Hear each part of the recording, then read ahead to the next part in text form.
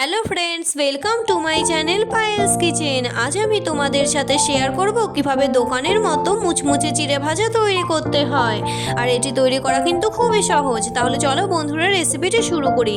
প্রথমে আমি কিছুটা চিড়ে ছাঁকনির সাহায্যে চেলে নিয়েছি, আর নিয়েছি চিনেবাদাম, কাজু বাদাম, কিশমিশ আর কারি পাতা। এবারে কড়াইতে চিড়ে ভাজার জন্য বেশ খানিকটা তেল দিয়েছি। চিড়ে ভাজতে কিন্তু বেশ অনেকটাই তেল লাগে।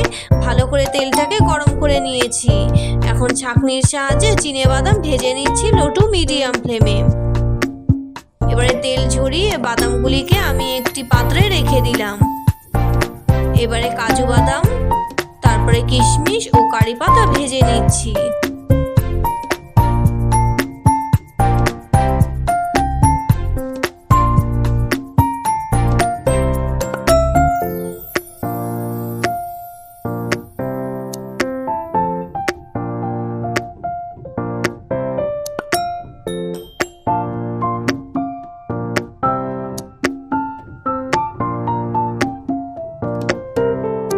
এবারে চিড়েগুলো ভেজে নিচ্ছি।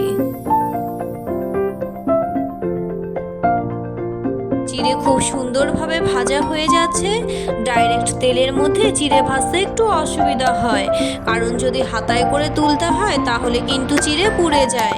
এইভাবে ছাঁকনির মধ্যে দিয়ে চিড়ে ভাজলে সুবিধা হয়। এইভাবে বাকি চিড়েগুলোও আমি ভেজে নেব। চিড়ে ভাজতে কিন্তু খুব একটা সময় লাগে না, দিলে সঙ্গে সঙ্গেই হয়ে যায়। ম্যাক্সিমাম 15 থেকে 20 সেকেন্ড মতো সময় লাগে।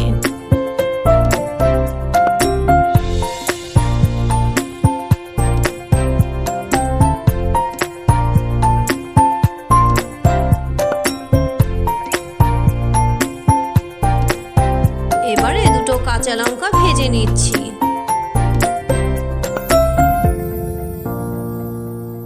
এখন কিছুটা গোলমরিচ গুঁড়ো দিয়ে দিচ্ছি, স্বাদ মতো বিট নুন, ঝুরি ভাজা আর চানাচুর দিয়ে দিচ্ছি। এবারে কিছুটা চিপস পাঁপড় ভেজে নিচ্ছি। তোমরা চাইলে চিপস পাঁপড়ও ছাঁকনির মধ্যে নিয়েই ভাজতে পারো।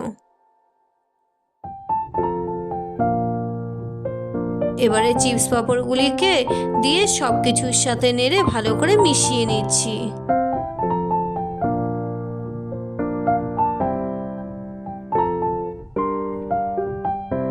মুখরোচক স্ন্যাক্সের রেসিপি আমার কিন্তু এখন তৈরি। তাহলে বন্ধুরা, আমার আজকের এই রেসিপি তোমাদের কেমন লাগলো অবশ্যই কমেন্ট করে জানিও।